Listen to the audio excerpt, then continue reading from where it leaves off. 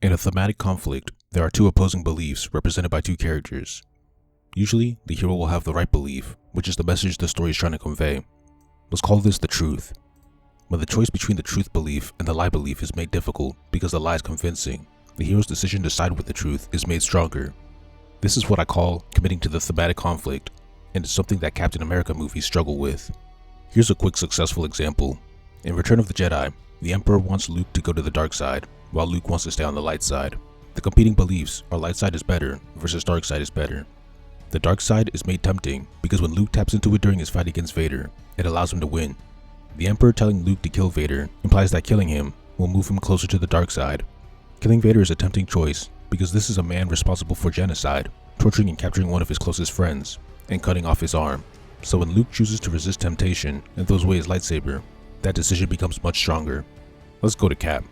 In Winter Soldier, the initial competing beliefs are that ends justify the means versus ends don't justify the means.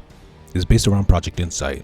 Fury wants to have helicarriers that can neutralize threats before they even happen, which Steve describes as putting the punishment before the crime.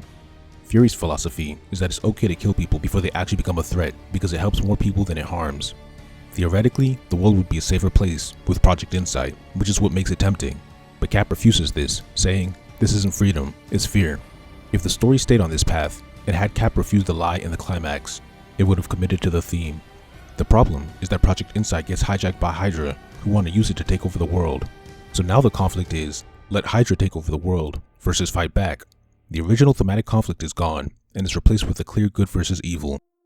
Hydra was a cool plot twist, but it diminishes the theme. The final antagonist should have been S.H.I.E.L.D. if the writers wanted to commit to the theme. Civil War has a similar problem. Winter Soldier tested how far Steve would go to protect justice. This movie tested how far he would go to protect his friend. Fury's belief challenged Cap's sense of justice in a tempting way. Does anyone challenge Cap's sense of duty to Bucky here? A little.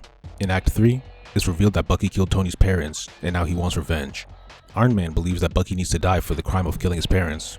Cap believes that Bucky shouldn't be held responsible because he was mind-controlled. This is solid, and Tony's anger is understandable, but the problem is that this is the only time that Cap has a reasonable challenge. Throughout the rest of the movie, he's protecting Bucky from T'Challa and Tony, who think that he bombed Chaka, but it was Zemo who framed him, so T'Challa and Tony were objectively in the wrong for opposing Cap until Act 3. Committing to this theme is harder, but possible. There are two necessary things. The first is that T'Challa and Tony need sympathetic and reasonable motives for hunting Bucky. The second is that Bucky needs to be sympathetic and redeemable, so that Steve's side is also sympathetic and justifiable. To fulfill the antagonist's side, Bucky killing the Starks in the past is perfect, because he actually did it and wasn't framed. This would just have to be duplicated for T'Challa. If he watched his dad get killed by the Winter Soldier as a child, then his motivation is sympathetic, like Tony's. This could be how the movie starts. It would make his hunt for Bucky sensible instead of a misunderstanding. For the protagonist's side, Bucky saved Steve at the end of Winter Soldier.